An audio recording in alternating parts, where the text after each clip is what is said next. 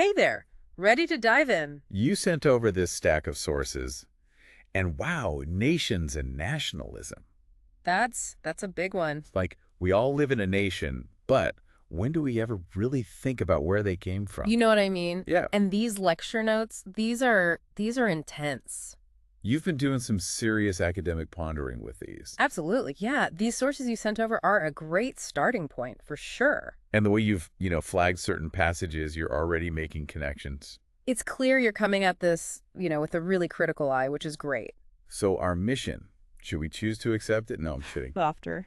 But, our mission here, and I think you've kind of already embraced this, is to unpack these ideas. But without getting lost in the jargon, Right. because it's easy to do. So think of this as like nation building 101, but like way more interesting than a lecture. Definitely. This quote that you pulled out, it jumped right out at me too. Benedict Anderson, right? Yeah. He calls a nation an imagined political community. Limited and sovereign. Okay. Limited, I get that. Borders on a map, it gets kind of messy. Yeah. But imagined. That's where my brain starts to hurt a little bit. Yeah, it's a head scratcher for sure when you first encounter it. What Anderson's getting at is that it's imagined because, you can't actually know everyone in your nation. It's not like a small village where all the relationships are direct face to face. Right. Right. It's this idea that you're connected by this sort of abstract idea of shared identity. And there's actually this fascinating example in the sources about Java. Where they didn't even have a word for society back then. Everything revolved around family ties. It wasn't this broader sense of belonging to a nation. So you're telling me back then, even wrapping your head around a village was pushing it. Let alone like an entire country. Exactly. It's like trying to imagine every single person on my social media feed at once. Laughter. Impossible. Yeah, it's a mind-bending concept. Okay, so imagine, check. Got it. You also highlighted limited and sovereign. So what makes a nation sovereign? Right. So that's where the historical context, I think, is really key here. So nations, they really start to take shape during the Enlightenment. Okay. And remember, before that, it was all about monarchs ruling by like divine right. Right. God chose me, so, too bad. The Enlightenment kind of flips the script on that. Okay. It's arguing that people are sovereign. And the nation becomes this tool, a way to kind of express that collective power. Right. Like, hey, we're not just subjects anymore. Exactly. We are citizens and we have a say. Yes. Okay, I'm starting to see the pieces fall into place here. But then, and maybe this is a sharp left turn. You've got all these notes about the printing press. Right. And I've got to be honest, this one really threw me. Yeah. Like, what's Gutenberg got to do with nations? I know. It might seem like a bit of a random connection at first. But it's actually crucial. Okay.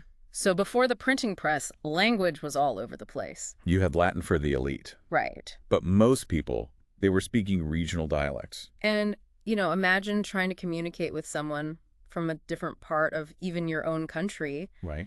And you barely even understand each other. Oh, wow. That was the reality for a lot of people. Wait, so you're saying that, like, within England, people were, like, basically speaking different languages? Essentially, yeah. It was a totally different world. That's wild. I can barely understand different English accents sometimes. Yeah. This is blowing my mind. Yeah, it's pretty amazing to think about. But those early printers, though. They were smart.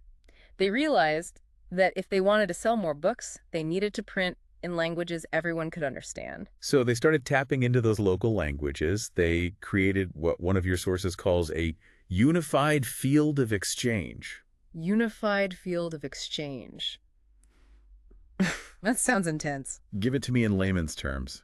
How does printing in local languages, how does that actually help create a nation? Well, think about it. You've got newspapers, you've got novels, you've even got political pamphlets. All suddenly circulating in a language that people actually understand. Right. It's huge. It's a game changer. And remember how you highlighted that example of Martin Luther. Yeah, how his writing basically launched the Reformation. Exactly. And it was the printing press that allowed his ideas to spread like wildfire. Why? Because they were printed in German.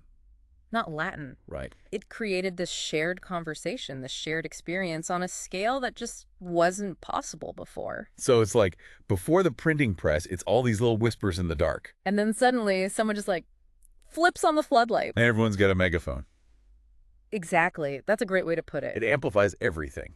Okay, I'm starting to see how this whole imagined community thing, how it actually works. It's like a shared language. It creates a shared world, even if we never meet face to face. Right. But I feel like there's still a piece missing here. It's not just about language, right? I Sure. mean, nations, they feel so, I don't know, official. Like they're more than just book clubs with really good PR. You're hitting on something really crucial there, which is that sense of officialdom. That sense of institutions. And that's where I think industrialization really comes in. Okay. Because it wasn't just about, factories and machines. There's a whole societal shift. You're talking about that other name I had circled, Ernest Gellner. Precisely. Gellner argued that industrial societies, they needed something that earlier societies didn't. A standardized education system. Mm. And think about it. You've got people moving from farms to factories. They need to adapt to new technologies. Right. The blacksmith's son might end up working in a steel mill. So there's this need for a more generalized education, a kind of shared baseline of knowledge. And who provides that? Well, the state. So instead of learning, like, your family trade... You're learning how to be a good factory worker. In a way, yeah. It was about creating a more mobile workforce, a more adaptable workforce. And remember those notes that you had comparing, like, agrarian societies versus industrial societies? Yeah. So in those older systems, specialized skills, that's everything, right? Yeah.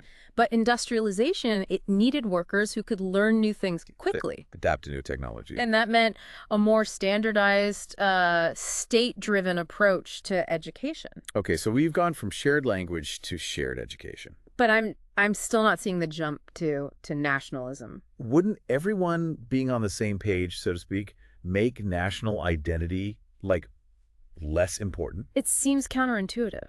But this push for homogeneity, it could actually spark nationalism. And in two very different ways. Two types of nationalism. That's right. Okay, now you've got my attention. What's the difference? So Gellner, he called them top-down nationalism. And resistance nationalism. Okay. Think of it like this.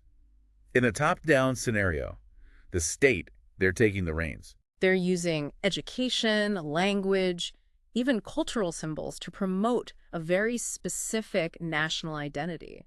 It's about creating a sense of unity from above. So it's like, we're all in this together, so now let's all be the same kind of we. Essentially, yes. But then you have the flip side, which is the resistance nationalism. This emerges when groups, they feel threatened by this push for homogeneity. Maybe they speak a different language. They have different customs, a different religion. They resist assimilation by clinging even tighter to their own, distinct identities. So the harder you push for everyone to conform, the more those who don't fit in are going to push back. Exactly. And create their own kind of national identity in the process. That's right.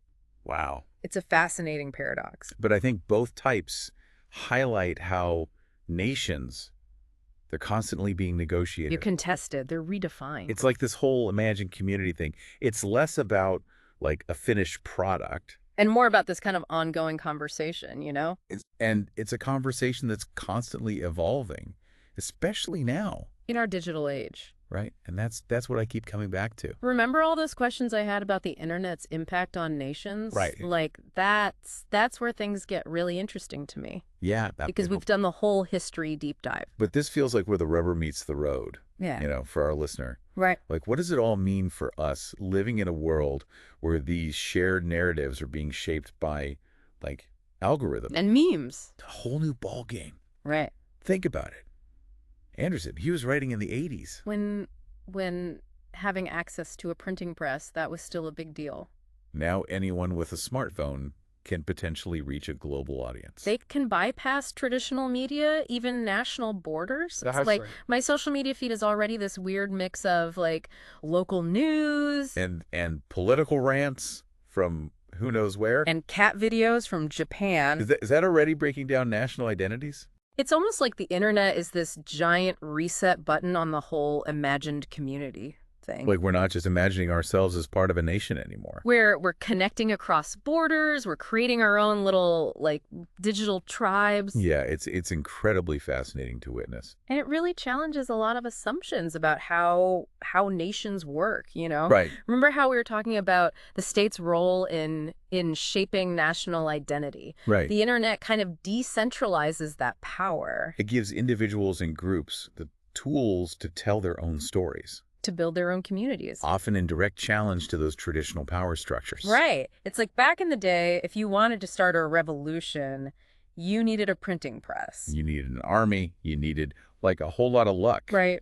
Now, all you need is a viral hashtag. And a strong internet connection. Exactly. And that creates new possibilities. But it also creates new challenges. Oh, for sure. Right. I mean, think about how governments are now trying to, like, control the flow of information online. Right. Trying to combat fake news, regulate social media. It's all about grappling with this new landscape where national borders just don't mean the same thing that they used to. It's almost like we're in this weird in-between phase, you know? Like, nations still matter. Yeah. But the internet is, like, changing the rules of the game. It's changing the game as we play it. Right, exactly. So where does that leave us? Like, what happens next? Well, that's the million-dollar question, isn't it? But I think your sources, they offer some interesting clues here. Remember those notes you made about multiculturalism? Yeah, about nations trying to embrace diversity instead of just, like, erasing it. Exactly. And I think that idea, it becomes even more important. In a world where identities are becoming more fluid, More fragmented. the challenge for nations, and I think this is something that you were already kind of grappling with in your notes, Is how do you create that sense of belonging? in a world where people are constantly, like, constructing and reconstructing their own identities online. So it's not just about being, like, American or French or Japanese anymore? It's about figuring out how all these different pieces fit together, both online and offline. Precisely. And it's about recognizing that those pieces, they're always shifting. They're always evolving. There's no one-size-fits-all answer There's here. no, like, perfect model. Right. But I think that the key takeaway... And something that's really come through in the way that you've engaged with these sources is that critical thinking is more important than ever. Critical thinking about our own identity. About the stories that we tell ourselves about nations. Exactly. Don't just accept the narratives you're given. Whether it's from politicians or the media. Or even your own social media feeds. Right. Question the assumptions. Be open to new perspectives. And most importantly, never stop being curious. I love that. I think you just summed up, like, the entire ethos of the deep dive in, like, one go. Laughter. I love it. Well, I've certainly learned a lot from our conversation today. Your insights and your questions have been incredibly thought-provoking. Oh, well, thank you. And thank you for being our guide through this dense but fascinating topic. You know, I often think of the deep dive as, like, a kind of intellectual treasure hunt. You know? We start with the stack of sources, a few, like, intriguing clues. And we just kind of see where the path leads us. Yeah. And sometimes, like today, we end up in a completely unexpected place. Questioning everything we thought we knew about the world. It's those unexpected detours that often lead to the most rewarding discoveries. Couldn't have said it better myself. And to our listener, thank you for sending us on this incredible journey. We hope this deep dive has sparked your curiosity. Challenge your assumptions. And maybe even left you with a few more questions than you started with. Because that's what it's all about, right? That's right. Never stop exploring. Never stop questioning. And never stop imagining new possibilities. Until next time, keep those imaginations fired up. And we'll catch you on the flip side of our next deep dive.